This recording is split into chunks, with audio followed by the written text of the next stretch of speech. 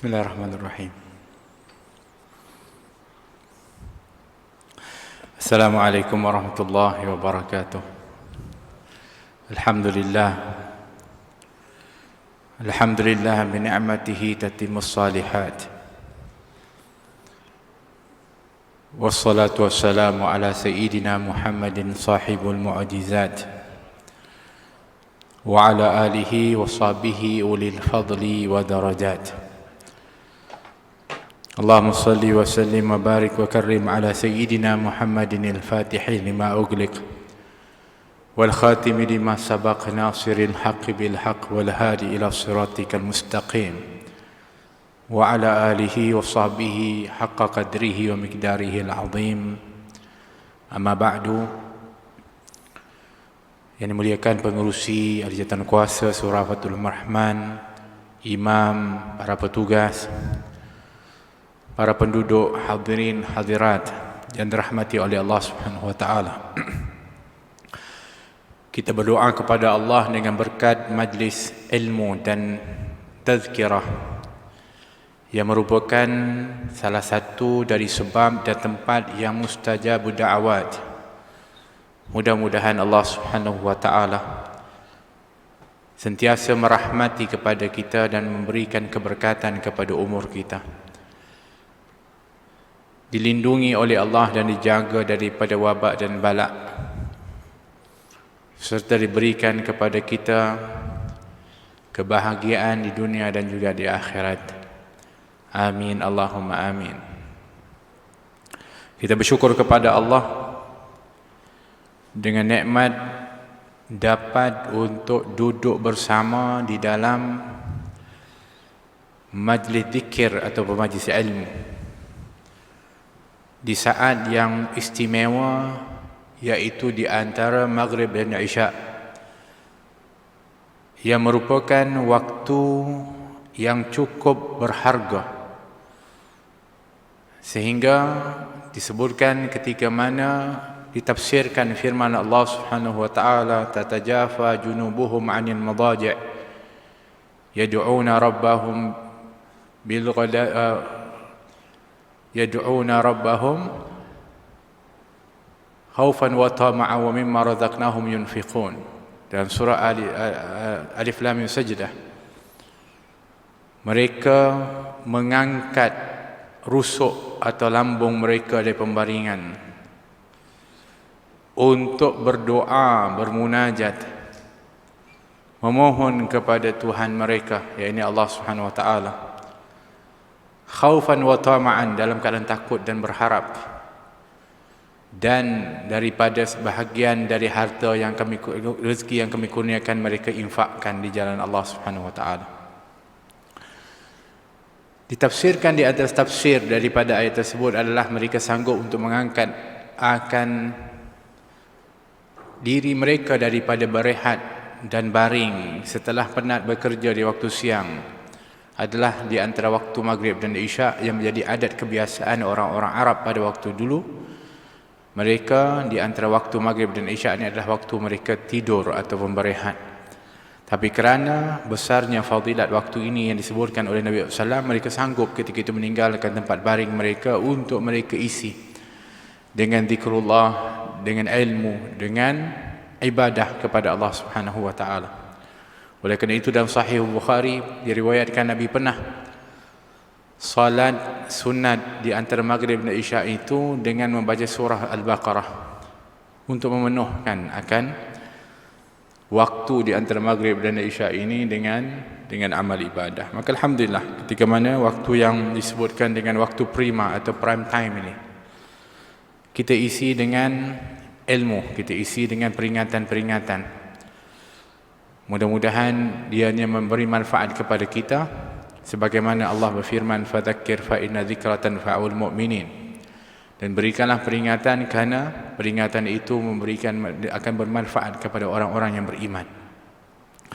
Tuan-puan rahmati oleh Allah Subhanahu wa taala, satu hari ketika Nabi SAW duduk dengan para ashabah, Nabi tiba-tiba menyatakan yatakarabuz zaman.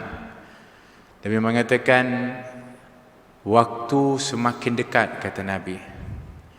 waktu semakin hampir, waktu semakin singkat. Nabi mengatakan, wa yanqusul amal, sedangkan amal itu akan semakin berkurang. Wa yulqal syuh, dan akan dilemparkan dalam hati manusia ini banyak sifat kedekut dan bakhil yang keterlaluan. Wa yakthurul haraj, dan banyak berlakunya pembunuhan, kata baginda Rasulullah SAW. Ada 4 perkara yang disebutkan oleh Nabi. Yang pertama, yatagarabus zaman, yakni waktu itu akan semakin singkat.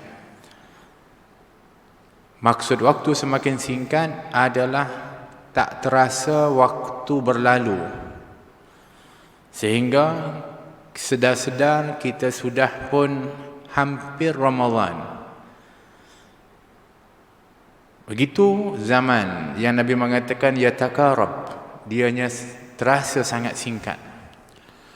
Salah satu dari sebabnya adalah kerana waktu itu banyak digunakan dengan perkara yang lawa dan lalai, sehingga dibazirkan masa itu sehingga tak terasa kehilangannya dan tak terasa berharganya waktu itu, sehingga merasakan waktu itu singkat, bahkan tak sempat untuk melakukan daripada ibadah dan amal soleh. Oleh kerana itu Nabi susulkan dengan mengatakan wa yanqusul amal, dan amal itu akan semakin berkurang. Orang yang beramal soleh, bahkan orang yang melakukan amal kewajipan pun dah semakin kurang. Subhanallah. Dan ini telah pun disebutkan oleh Nabi SAW. Serta akan berada dalam hati manusia ini dari sifat bakhil yang bersangatan. Oleh kerana itu kita melihat kenapa umat Islam tidak dapat untuk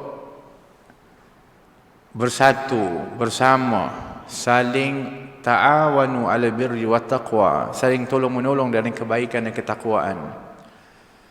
Ya, kita tak menafikan, alhamdulillah, ramai orang yang juga membantu kalau sekiranya mendengar ada orang yang memerlukan pertolongan, ada orang yang ditimpa sesuatu kekurangan, ada yang membantu.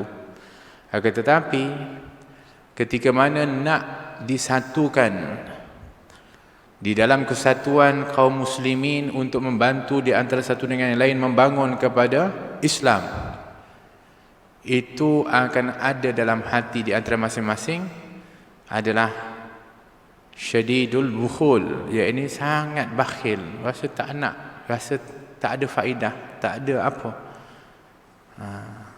Kerana itu adalah merupakan fitnah akhir zaman yang disebutkan oleh Nabi SAW. Wa yakthurul haraj, dan akan banyak berlakunya perbunuhan, kata baginda Rasulullah.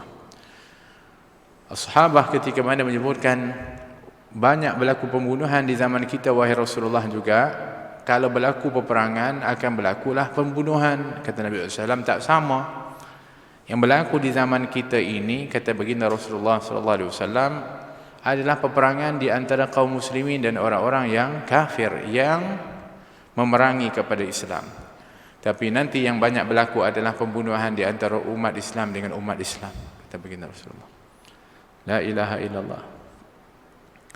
Dan kita menjadi saksi apa yang disebutkan oleh baginda Rasulullah SAW.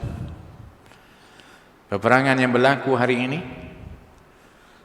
tidak sedikit yang berlaku itu adalah di antara kaum muslimin, baik itu yang berada di Yaman di saat ini, baik yang berada di Afghanistan, baik yang berada di Pakistan, baik yang berada di negara-negara Islam yang berlaku, adalah pembunuhan di antara sesama Islam. Dan inilah yang telah pun disebutkan oleh baginda Rasulullah SAW. Bermakna kita berada pada apa yang telah pun dijanjikan. Kita sudah semakin hampir dengan apa yang sepatutnya kita imani, yaitu al-iman bil yaumil akhir, beriman kepada hari akhirat, yang permulaannya akan berlaku adalah kiamat, iaitu berakhirnya daripada kehidupan dunia ini, dan kita akan berpindah nantinya kepada alam akhirat. Soalannya adalah, apakah kita sudah bersedia untuk menghadapinya? Sudahkah kita ini layak untuk menjadi ahlul akhirah yang sejahtera dan selamat?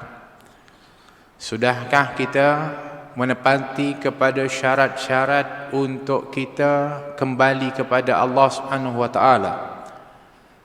Ini soalan yang sepatutnya sentiasa kita tanya kepada diri kita. Sudahkah benar hati kita ini adalah hati yang sejahtera, yang disebutkan dengan qalbun salim, yang menjadi syarat seorang itu akan selamat apabila mereka menghadap kepada Allah.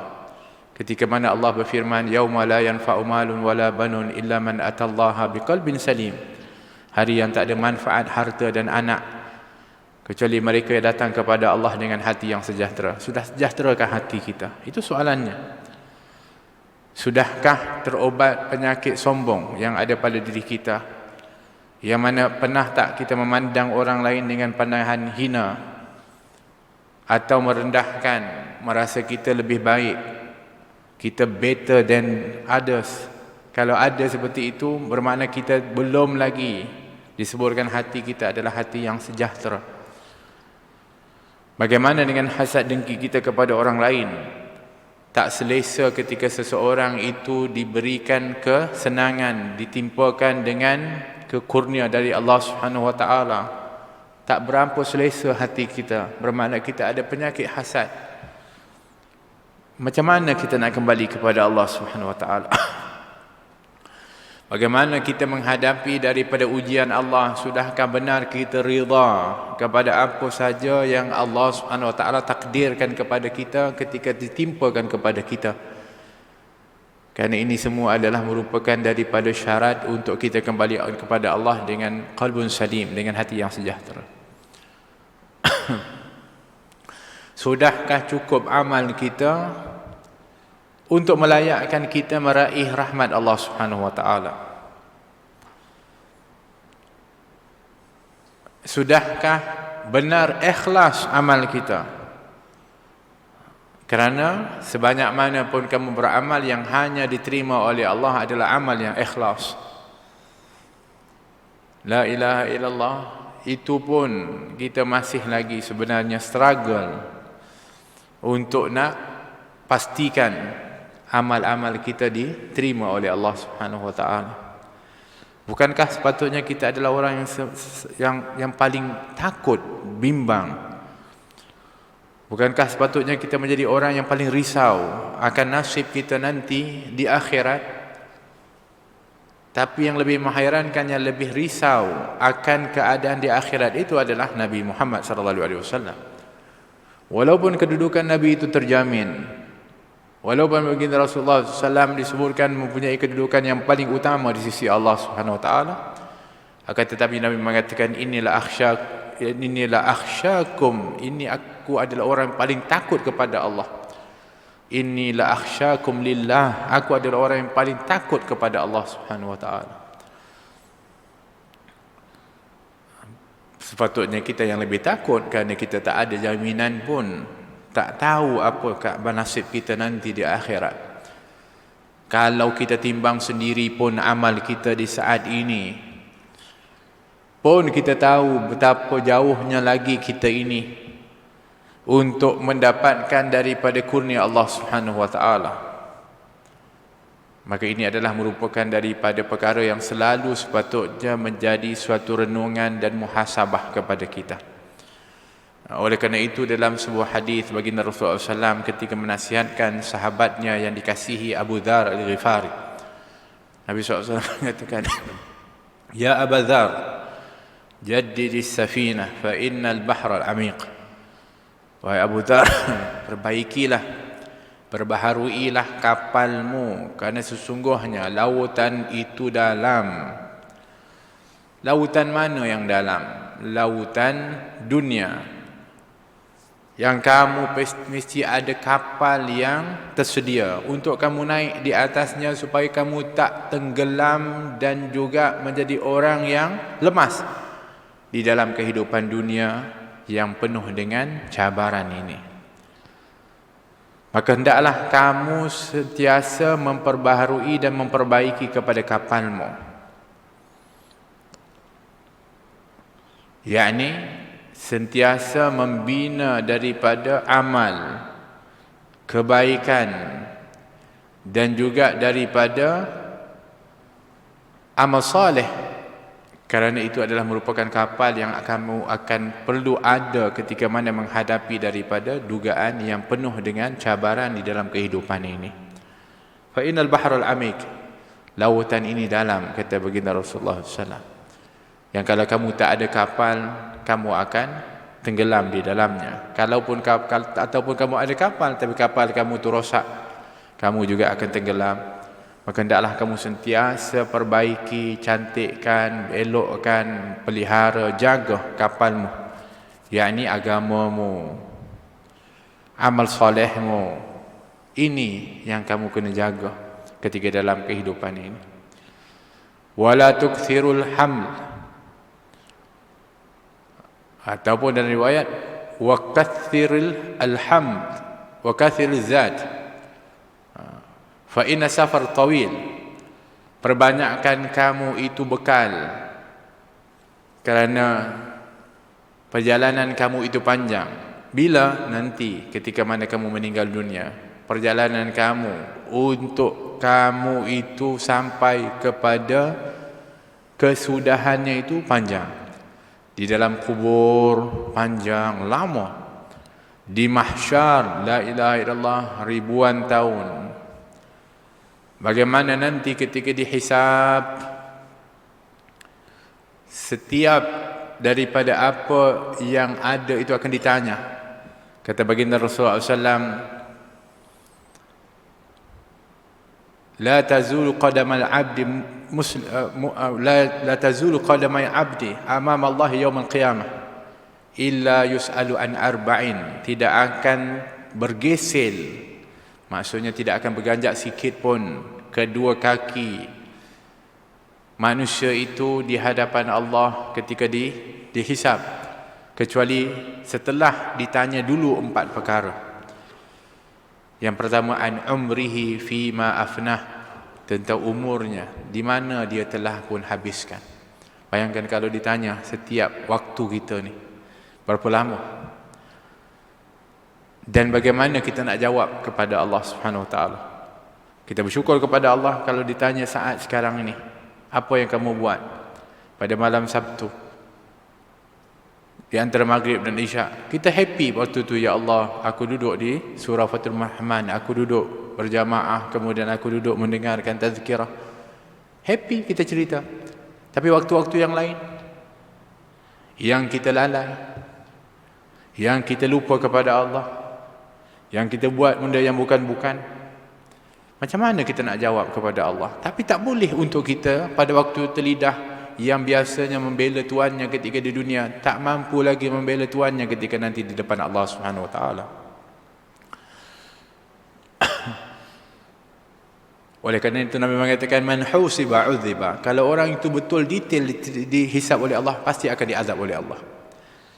Ya, kita sendiri pun mengaku, kalaulah detail setiap waktu kita dihitung oleh Allah Subhanahu Wa Taala dengan apa yang Allah perintahkan kepada kita, wa ma khalaqtul jinna wal insa illa liya'buduni, aku tak ciptakan jin dan manusia kecuali untuk ibadah kepada aku. Berapa waktu ibadah, waktu banyak yang kita lupa kepada Allah, yang kita lalai, yang kita tak buat pun, pasti kita akan diazab oleh Allah.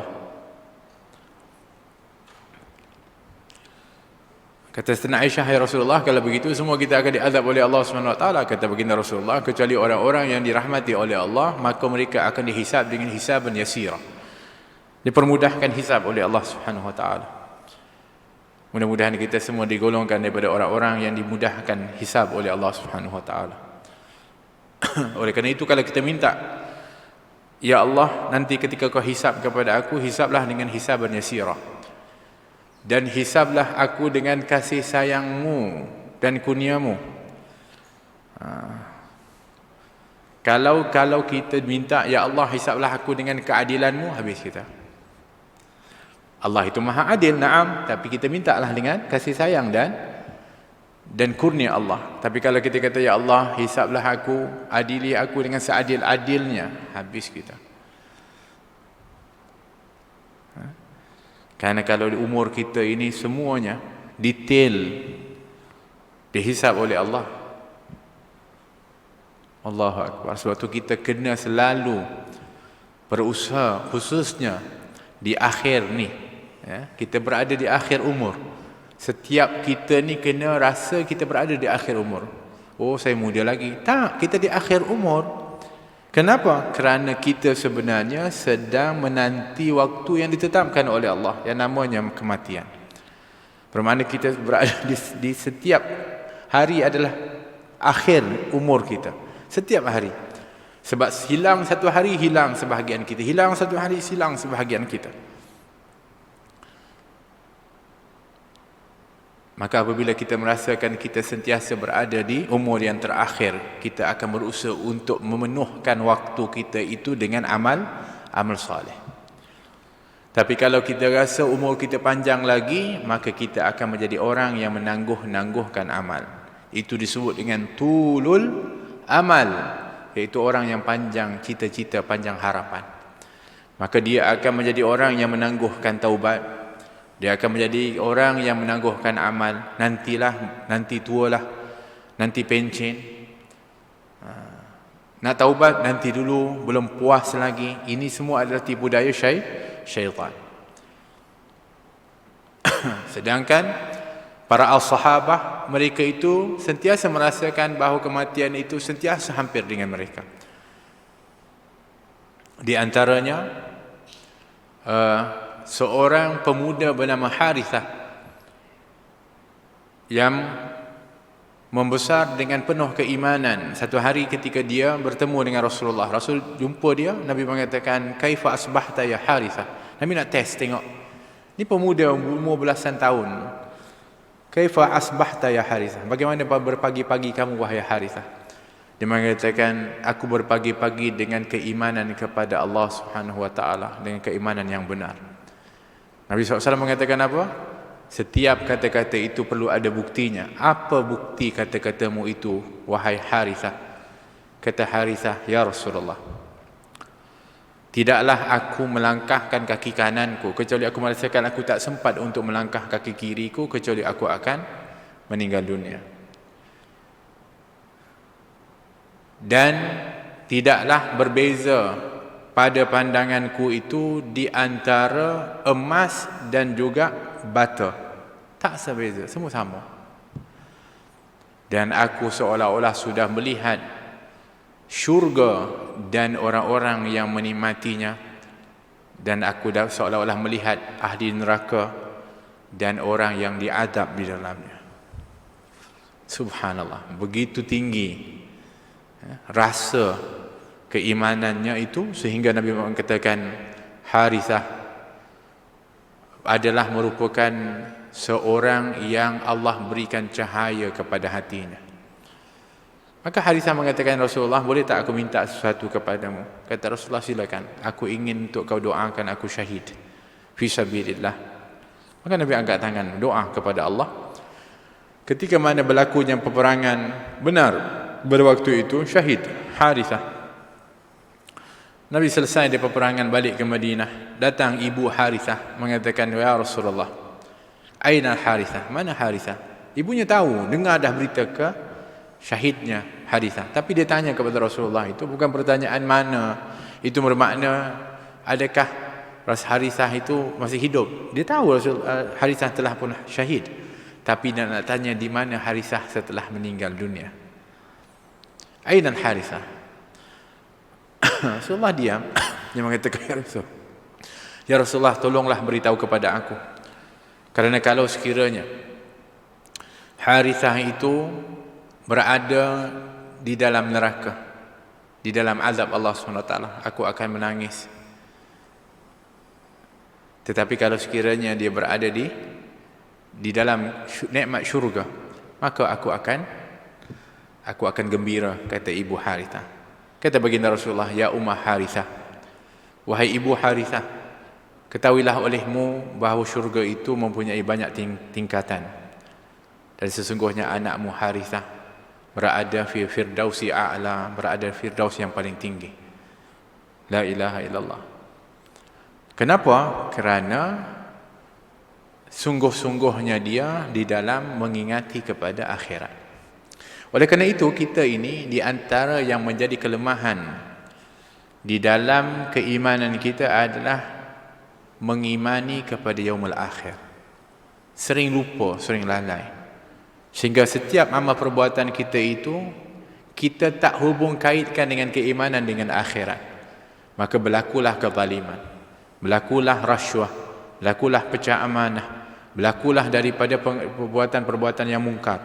Kerana lupa bahawa setiap apa yang dibuat itu akan dipertanggungjawabkan nanti di akhirat. Seolah-olah imannya wa imma dia nipis, atau seolah-olah tidak beriman lagi kepada yaumul akhir.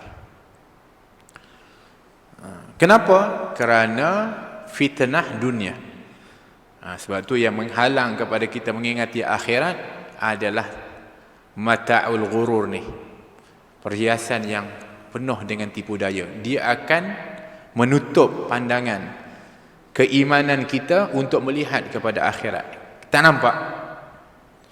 Satu Nabi kata tadi, jadi safinah, kamu kena pastikan kamu ada kapal yang elok betul, supaya kamu dapat melayari kehidupan ini dengan selamat. Kalau tidak, kamu akan hanyut. Dan hendaklah kamu perbanyakkan bekal, kata Nabi, kerana kamu nak tempuh perjalanan jauh. Sayyidina Ali karamallahu wajhah ketika ditekam di hujung daripada umurnya, darah membuak daripada tempat tikaman tersebut. Waktu ketika mana dia diberikan minum susu, air susu yang tu keluar balik dari tempat luka tersebut, daripada warna putih berwarna merah. Pada waktu itu Sayyidina Ali menangis. Para sahabat yang dekat dengan Sayyidina Ali mengatakan, wahai Amirul Mukminin, kenapa kamu menangis? Kamu sudah diberikan jaminan syurga, dan kamu adalah merupakan daripada insan yang paling istimewa di sisi Allah dan Rasulnya. Apa kata Sayyidina Ali? Aku menangis kerana aku risau dan takut. Takut aku tak cukup bekal untuk menghadapi daripada alam kubur dan nanti di mahsyar sebelum aku dihisab oleh Allah Subhanahu wa taala. Siapa yang cakap seperti ini? Sayyidina Ali karamallahu wajhah. Yang kita tahu betapa luar biasanya ibadahnya, betapa dahsyatnya daripada amalnya, betapa amanahnya ketika mana memimpin kepada umat, pun pada waktu itu menangis, risau, takut, kerana mereka adalah merupakan dari murid-muridnya baginda Rasulullah sallallahu alaihi wasallam. Sayyidina Abu Bakar Siddiq begitu. Sayyidina Umar Al-Khattab ada 2 garis hitam di pipinya. Kenapa? Kerana air mata selalu mengalir di situ, sehingga berbekas. La ilaha illallah. Tak sibuk nak cari krim untuk nak hilangkan tanda di wajah, tak. Yang dia risau kalau tak ada air mata yang mengalir, itu yang risau. Menangis. Walaupun mereka ini adalah di antara 10 para sahabat mubasyirin bil jannah yang telah pun dijamin syurga oleh baginda Rasulullah sallallahu alaihi wasallam. Sehingga ditanya, wahai Umar, kenapa begitu dahsyat kamu ibadah, sedangkan kamu dah dijamin oleh Allah Subhanahu wa taala dengan syurga? Kata Sayyidina Umar, aku takut jaminan itu ada syaratnya dan aku tak memenuhi syarat tersebut. La ilaha illallah.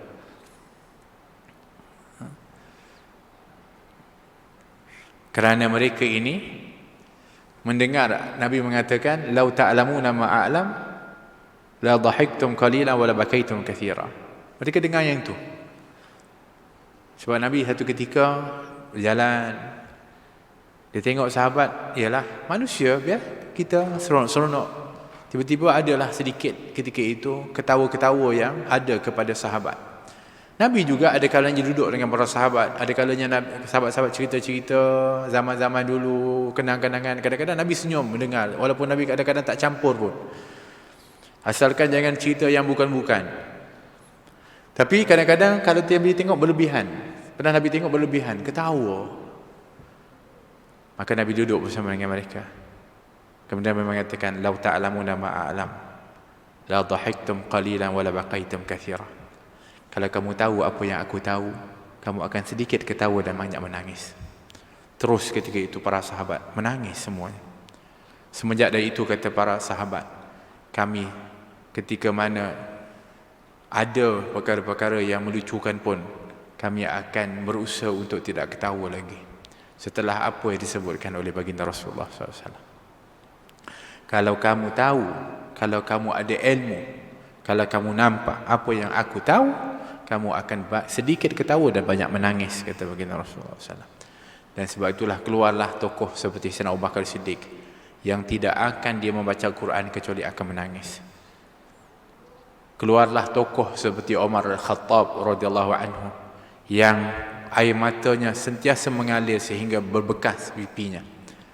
Keluarlah daripada madrasah itu Sayyidina Uthman bin Affan yang tidak dia melalui kubur kecuali menangis. Melihat kubur takut. Kerana ini adalah penentu nanti keadaan kita di akhirat. Penentuannya adalah di dalam kubur.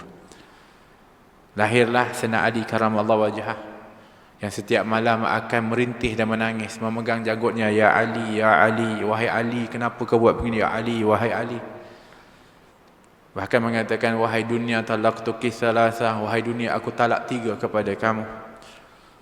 Sampai begitu mereka cuba berusaha menyelamatkan diri mereka dari tipu daya dunia, sedangkan pada waktu mereka hidup dalam keadaan yang sangat sederhana. Ini cabaran zaman kita, dunia melimpahan di depan kita. Itu yang dibimbangi oleh baginda Rasulullah. "Inilah akhsha alaikumul faqra." Aku tak takut kamu itu fakir, kata baginda Rasulullah. Yang aku bimbang adalah kamu itu dibentangkan dunia, seperti mana umat dulu dibentangkan kepada mereka dunia. Fatatanafasuha. Kamu akan berlumba-lumba, bersaing, bahkan akan saling jatuh menjatuhkan, bahkan boleh sampai berbunuhan demi untuk mendapatkan daripada dunia. Kama tanafasuha, seperti umat dulu, begitulah perangai mereka sama. Maka kamu akan binasa, dibinasakan oleh dunia seperti mana mereka juga dibinasakan dulu, kata baginda Rasulullah SAW. La ilaha illallah. Jadi ini adalah apa yang sepatutnya kita lihat. Kata Nabi yang kedua, perbanyakkanlah kamu bekal. Kerana perjalanan kamu ni jauh, kamu akan tempuh. Yang ketiganya Nabi mengatakan, tetapi janganlah menanggung beban yang banyak di belakangmu. Kerana rintangan yang kamu nak lalui dalam perjalanan itu adalah sangat susah. Kalau tentera, dia ada halangan-halangan, dia kena pikul beg semakin berat, semakin susah dia nak lompat, dia nak. Begitulah perjalanan nak tempuh setelah kematian ni, bukan mudah. Sebab tu tak perlu banyak sangat yang ditanggung. Apa dia maksudnya? Ialah perkara yang tak perlu, perkara yang bukan-bukan ni, jangan dibebankan kepada kita. Bahkan duniawi ni tak perlu banyak sebenarnya untuk kita nak himpun dan kumpul. Itu semuanya akan membebankan kita untuk kita menempuh perjalanan yang berliku itu. Maka ringankan daripada apa yang sepatutnya kamu gunakan. Yang kamu nak di dunia ini hanya sekadarnya cukup. Tapi bekal, iaitu yang sepatut bekal itu mesti ada. Bekalnya apa? Amal. Bekalnya takwa. Fatazawwadu fa inna khairuz zadi taqwa. Berbekallah kamu kerana sebaik-baik bekal itu adalah takwa. Itu kena banyak. Tapi yang kata bebanan dunia ni tak perlu banyak, sebab dia akan memberatkan nanti kamu ketika dalam perjalanan menuju kepada Allah Subhanahu Wa Taala. Wa akhlisil amal fa innan naqid basir. Yang terakhir kata baginda Rasulullah, dan ikhlaskanlah amalmu, kerana yang cek dan periksa itu adalah yang maha melihat dan maha mengetahui. Maha halus penilaiannya. Tak boleh kita nak tipu, kata kita ikhlas, Allah tahu apa yang ada dalam hati kita ni. Tuan-puan rahmati oleh Allah Subhanahu wa taala, maka ini nasihat yang Nabi ingatkan supaya kita ini bersedia untuk menghadapi daripada negeri yang kekal abadi, iaitu akhirat. Oleh kerana itu, ketika Allah Subhanahu wa taala menyebutkan bahawa barang siapa yang Allah Subhanahu wa taala nak berikan kepadanya kebaikan, yashrah sadrahu lil Islam, maka Allah Subhanahu wa taala akan melapangkan hatinya untuk menerima ataupun untuk nak benar-benar berpegang kepada Islam. Yashrah sadrahu lil Islam. Waktu ketika mana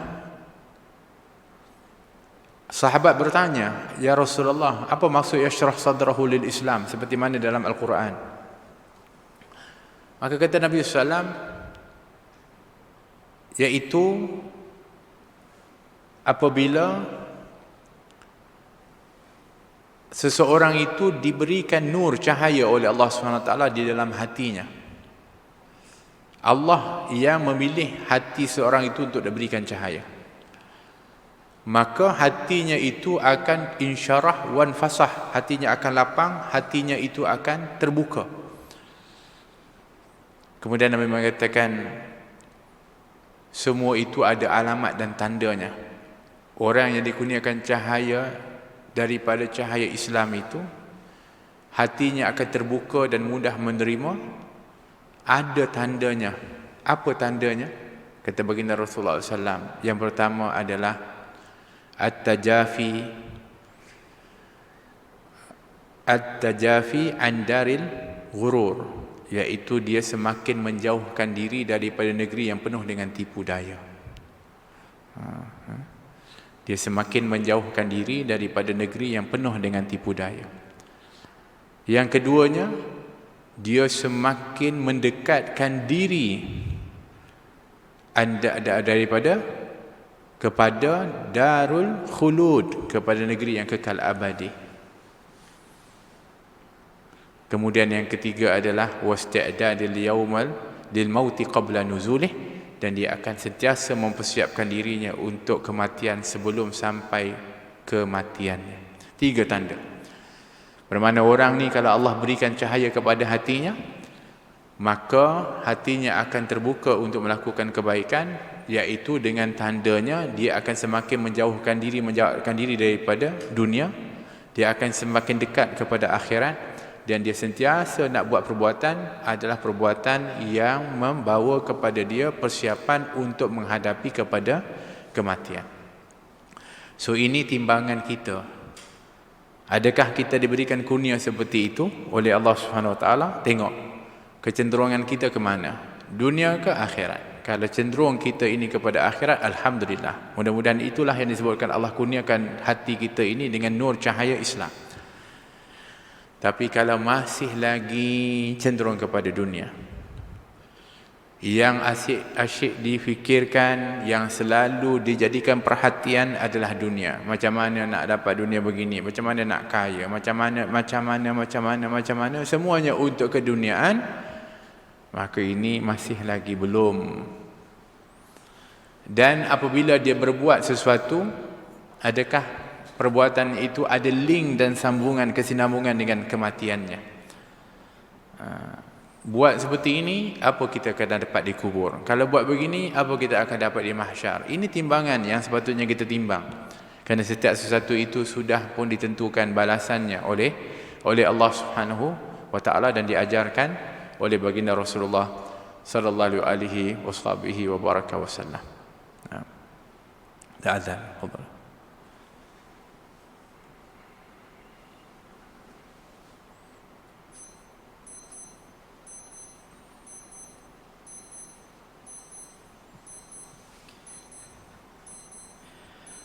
Allahu Akbar, Allahu Akbar. Allahu Akbar, Allahu Akbar. الله أكبر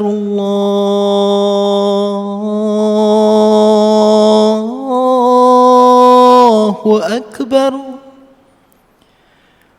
أشهد أن لا إله إلا الله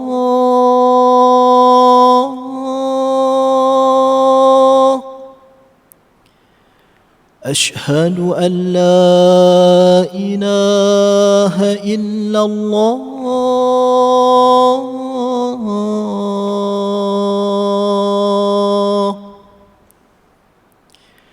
أشهد أن محمدا رسول الله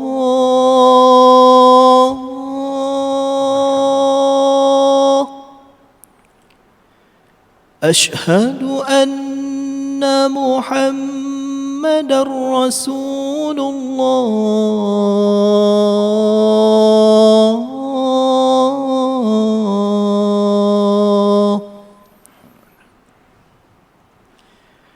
حي على الصلاة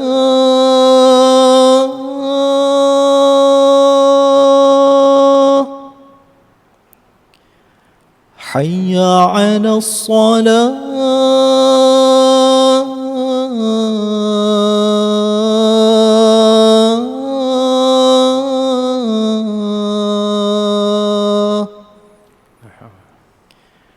حي على الفلاح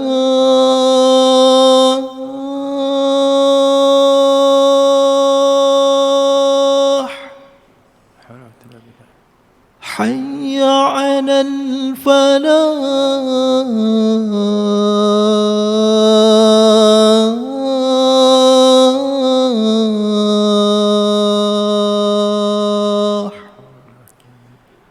الله أكبر الله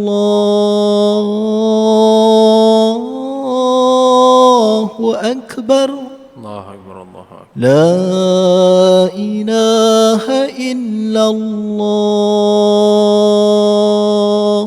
لا إله إلا الله محمد رسول الله صلى الله عليه وسلم اللهم صل على سيدنا محمد وعلى آله وصحبه وسلم تسليما اللهم رب هذه الدعوة تام الصلاة القائمة أتي سيدنا محمد الوسيلة الفضيلة والشرف والدرجة العالية الرفيعة وبعث مقام المحمول الذي وعدت يا أرحم الراحمين رب اغفر لي ولدي يا رب اغفر لي ولدي يا رب اغفر لي ولدي رب اغفر لي ولدي يا رب اغفر لي ولدي رحمة كم ربياني صغيرا سلك العفو والعافية والعافية الدائمة في الدنيا والآخرة صلى الله عليه وسلم الحمد لله رب العالمين. Tuan-tuan dan puan rahmati oleh Allah SWT, kita sambung sikit lagi. Jadi apabila kita sebutkan tadi, apa persiapan kita, apa yang kita perlu buat. Ya, kita semua tidak boleh lari daripada janji. Kita semuanya akan pasti akan kembali kepada Allah SWT. Sebab itulah ketika mana kita ditimpakan berbagai musibah, ujian dari Allah SWT adalah mengingatkan kepada kita bahawa kita hamba. Dan kita ini miliknya Allah SWT, dan semua yang ada ini adalah miliknya Allah SWT. Inna lillahi wa inna ilaihi raji'un. Itu yang kita selalu ingatkan. Kita ini semuanya dari Allah dan kita akan kembali kepada Allah SWT. Tapi kembali itu membawa tanggungjawab. Semua kita akan berdiri di hadapan Allah SWT. Sanggupkah kita nanti untuk ditanya di hadapan Allah Subhanahu wa taala dengan soalan-soalan yang tak mampu ketika itu kita elakkan, khususnya daripada pertanyaan-pertanyaan sejauh manakah kita ini benar-benar menghambakan diri kepada Allah Subhanahu wa taala. Sedangkan kita makan dari rezeki yang dikurniakan oleh Allah. Kita mengambil banyak daripada nikmat-nikmat yang dikurniakan oleh Allah. Semua peruntukan itu habis kita gunakan. Tapi ke mana arahnya akan ditanya oleh Allah Subhanahu wa taala. Dan tanggungjawab ini adalah berat, kerana tanggungjawab ini adalah tanggungjawab yang menentukan wa imma kita mendapat rahmat atau murkanya Allah Subhanahu wa taala. Sejauh mana kita ni layak untuk mendapatkan ridha Allah Subhanahu wa taala. Sebab itu kita di dalam kehidupan ini yang kita nak kejar adalah ridha Allah. Kalaulah sekiranya apa yang kita buat dapat meraih ridha Allah tapi tak mendapat raih daripada ridha makhluk, tidak mengapa. Kalau sekiranya yang kita buat itu adalah mendapatkan rahmat Allah, akan tetapi ianya tidak menguntungkan keduniaan kita, tak apa pun. Kerana itu adalah lebih berharga dan perlunya kita. kerana kehidupan akhirat itu adalah kekal, sedangkan di dunia ini sementara. Berapa banyak orang yang mengumpulkan sekian hartanya, tapi ketika mana Allah SWT berikan sakit kepadanya, harta yang tak berguna satu sen pun kepada dia. Ada orang yang hartanya itu tak habis dimakan 7 keturunan pun, tapi dia nak makan pun tak boleh. Bayangkan, dia nak makan pun tak boleh, terpaksa masuk air, terpaksa itu, tak boleh makan. La ilaha illallah. Apa nilai dunia ini kalau seperti itu? Ada orang yang memiliki daripada kemasyhuran, tapi tak pernah merasa tenang. Tidurnya tak boleh lena, tak merasa tenang dalam kehidupannya. Ibrahim Adham ketika mana dia berada dalam kedudukan yang hebat. Dia ni bukan orang biasa, orang yang mempunyai kedudukan. Ibrahim Adham asalnya anak kepada orang yang berharta, mempunyai istana di tempat yang cukup hebat. Satu hari dia baring di bilik dia, di atas tilam yang mahal, dia beli semata-mata untuk dapatkan tidur yang lena. Satu hari dia tak boleh tidur. Tak boleh lena tidur. Dia baring kat tilam empuk dia tak boleh. Dia paling ke kanan tak kiri tak boleh. Dia hairan. Kemudian akhirnya dia ambil keputusan pergi jenguk kat tingkap. Dia duduk kat tinggi tempat dia.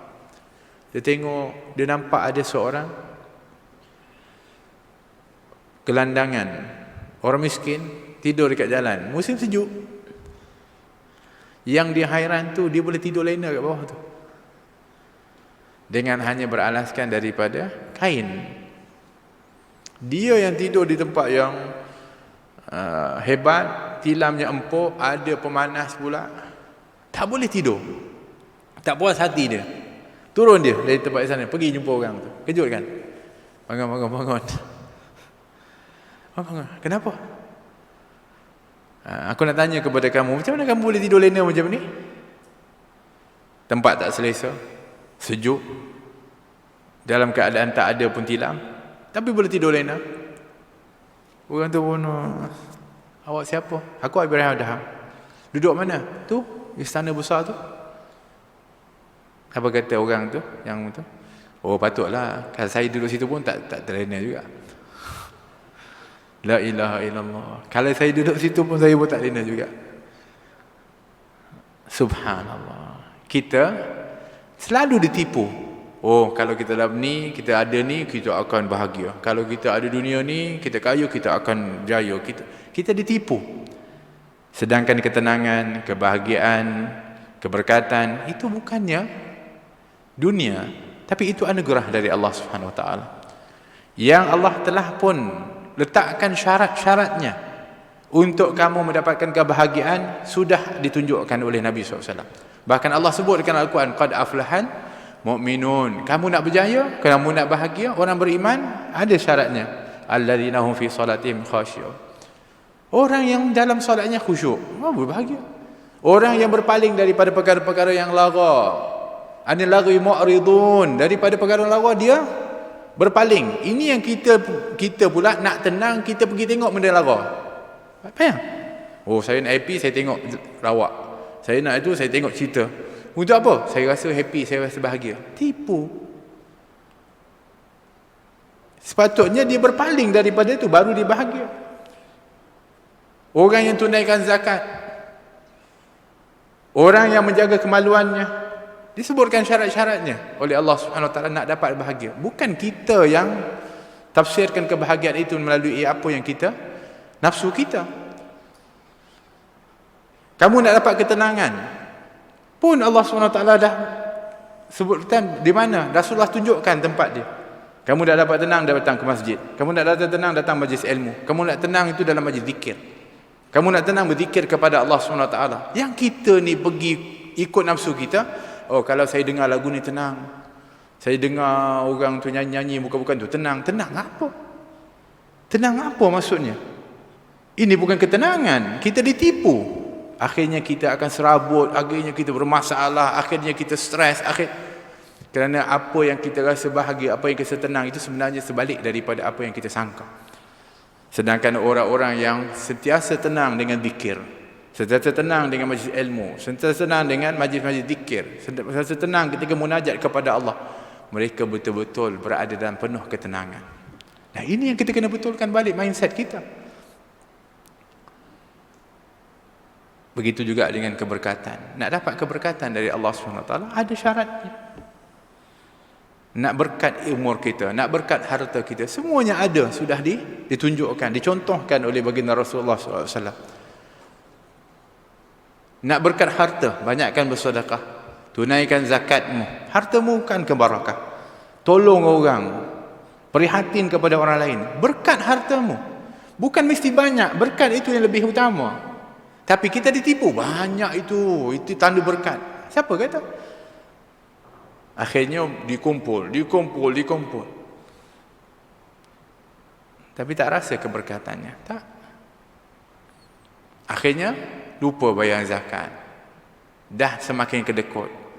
Menjadi orang yang berkira-kira, yang disebutkan alladzi jama'a malan wa addadah. Menjadi orang yang mengumpul-kumpul harta dan hitung-hitung. Berapa dah kat akaun ni? Alamak, kalau bagi ni kurang dah. Yahsabu annama lahu akhladah. Dia rasa dengan dia kumpul tu dia kekal kat dunia ni. Dah habis dah. Salah dah dia.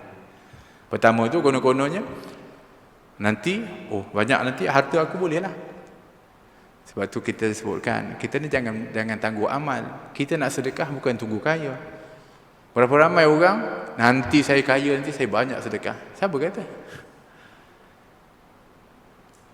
Qarun yang kata macam itu.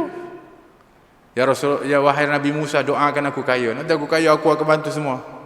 Dia angkat tangan oleh Nabi Musa, doakan Qarun. Kaya tak dia? Kaya. Zakat pun tak nak bayar. Tolong pun tak nak. Sedangkan harta dia, kunci dia saja, berapa puluh unta pun angkat kunci saja, bukan dia punya harta. Tapi tak boleh nak bagi sedikit pun. La haula wala quwwata illa billah.